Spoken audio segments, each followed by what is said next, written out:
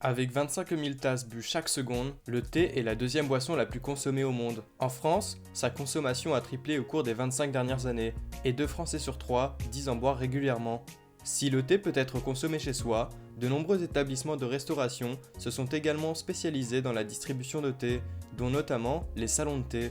Autrefois, ces établissements étaient réservés à une élite d'initiés, orientés vers des adresses prestigieuses. Mais pourquoi ces lieux de rendez-vous perçus à l'origine comme ringards connaissent-ils un nouveau public ? Je viens de temps en temps ici dans le salon de thé parce que je trouve que c'est très agréable. Les salons de thé font un peu moins vieillot qu'à une certaine époque où c'était destiné surtout vraiment aux dames âgées. Je pense que ça revient à la mode.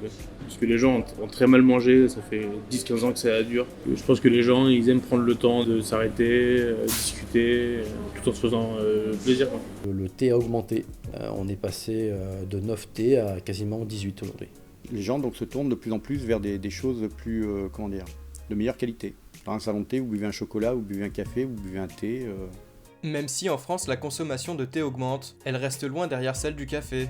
Les coffee shops sont-ils alors plus tendance que les salons de thé ? Les salons de thé sont à la mode, oui et non. On peut dire un salon de thé comme nous, entre guillemets coffee shop, marche très très bien. Les seuls salons de thé, entre guillemets, un peu désuets, un peu clichés et assez vieux dans l'âme, fonctionnent moins bien. Il y a quand même une image qui est plus neuve, quoi, plus récente, plus jeune. Alors êtes-vous plutôt salon de thé ou coffee shop ?